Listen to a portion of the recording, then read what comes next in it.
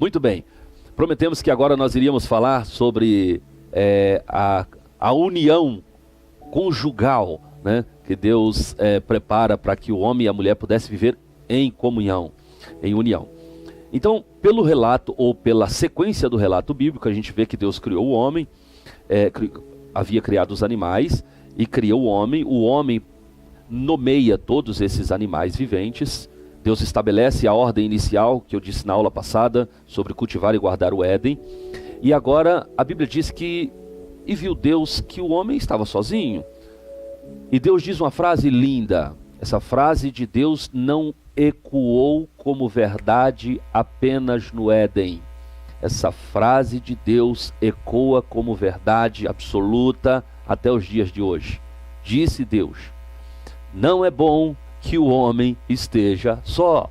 Far-lhe-ei uma adjuntora. Veja, nós estamos falando do primeiro homem.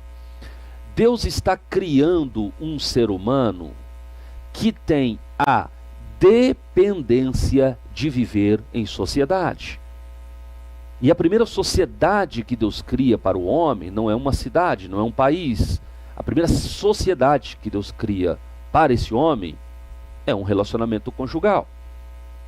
Deus disse: não é bom que o homem esteja só. Em outras palavras, na construção deste ser humano, deste ser que eu acabei de criar, há nele a dependência de viver em sociedade. Então o que Deus faz? Deus deu um profundo sono em Adão. E enquanto Adão dormia, Deus cerrou uma das suas costelas, colocou carne no lugar, e da costela que Deus tirou do homem, Deus formou uma mulher e trouxe-a ao Adão. Vamos deixar aqui a Eva pronta ao lado do Adão e vamos falar sobre um outro aspecto que é extremamente relevante. Depois a gente volta a esse aspecto ali na frente, sobre a capacidade e a inteligência deste Adão. Esse ser humano criado por Deus, queridos alunos, é algo extraordinário, porque Adão, ele tinha a capacidade de aprendizado infinitamente superior à nossa capacidade de aprendizado. Como é que eu sei disso? Porque a Bíblia denuncia uma capacidade extraordinária no Adão, capacidade essa que nem de longe nós a possuímos. Veja bem, a Bíblia fala, evidentemente que o Senhor o ensinava, passava por ali e tal, mas nós, os seres humanos normais, para mostrar o conhecimento, para produzir o conhecimento, nós precisamos ter aprendido.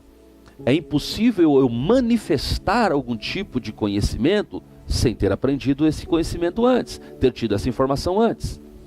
O Adão não precisava disso. O Adão não precisava de fazer um curso de botânica para conhecer todos os animais e nomeá-los a todos.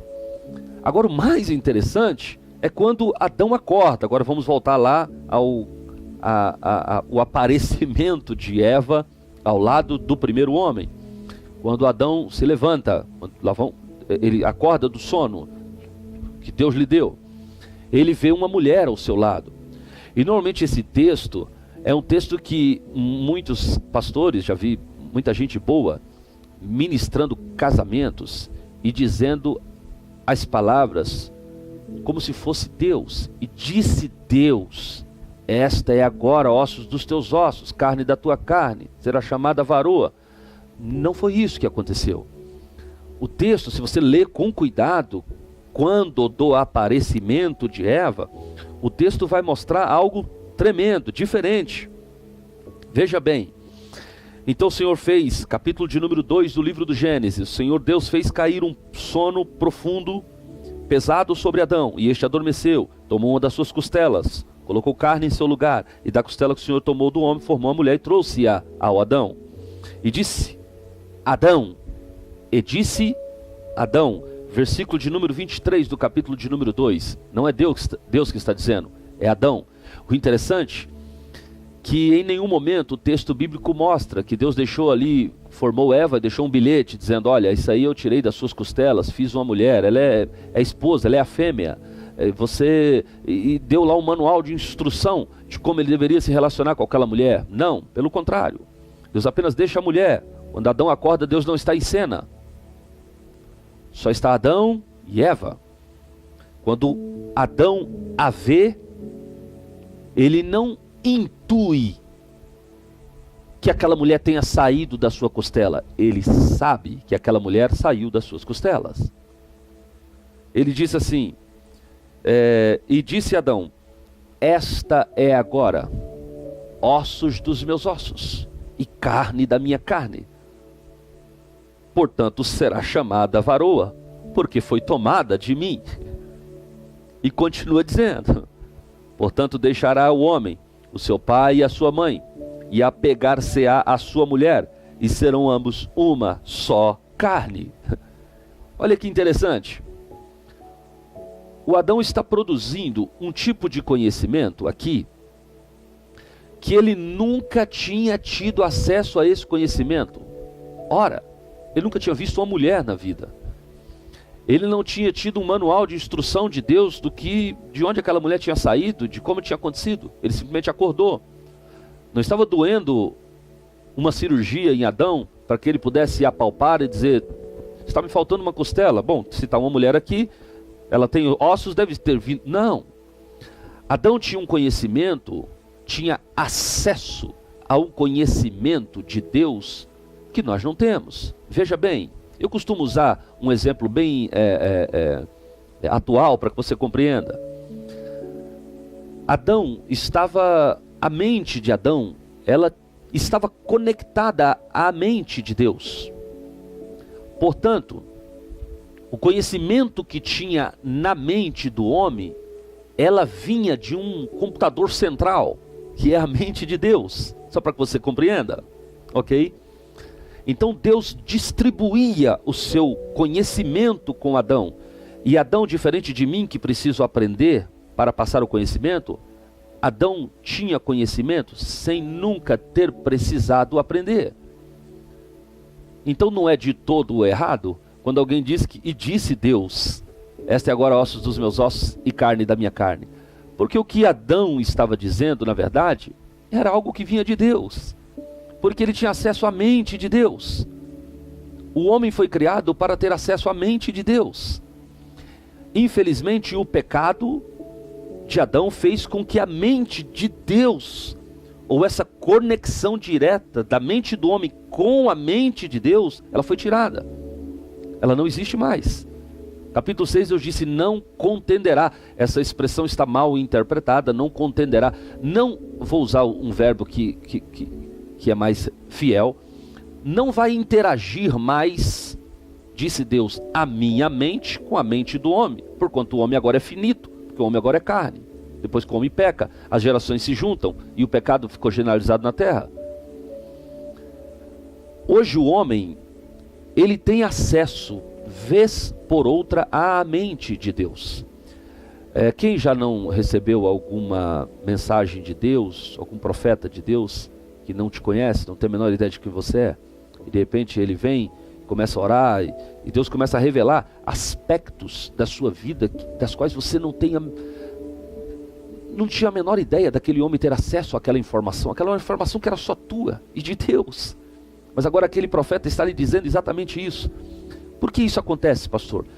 Porque esse profeta, por uma fração de segundo de milésimos, a sua mente voltou de novo a ter uma conexão, ainda que temporária, com a mente de Deus. Isso é que acontecia com a mente de Adão o tempo todo. O tempo todo, todo o tempo. O pecado é que tirou essa conexão, é que atrapalhou essa conexão da mente do homem com a mente de Deus.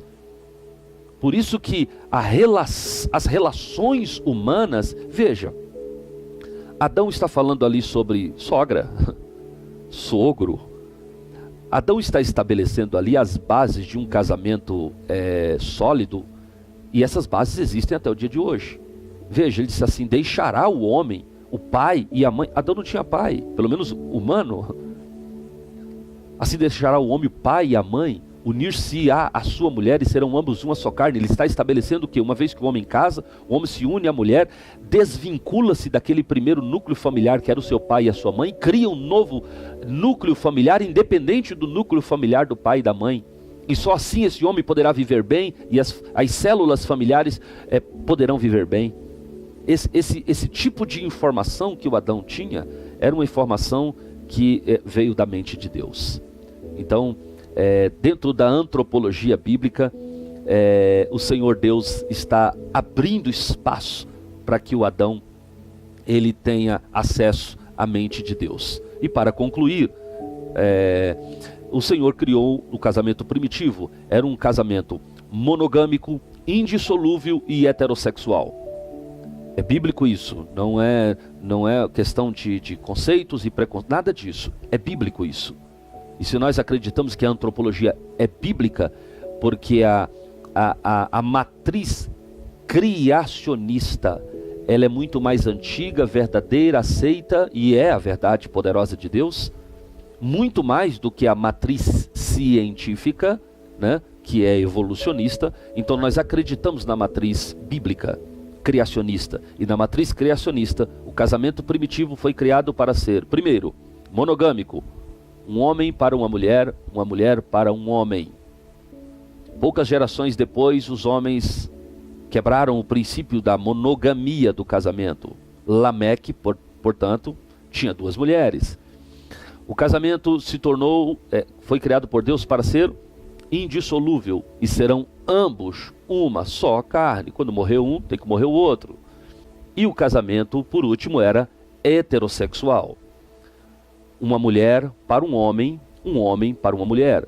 Deus não criou 2 homens ou 2 mulheres. Deus criou uma mulher para um homem e um homem para uma mulher. Ok?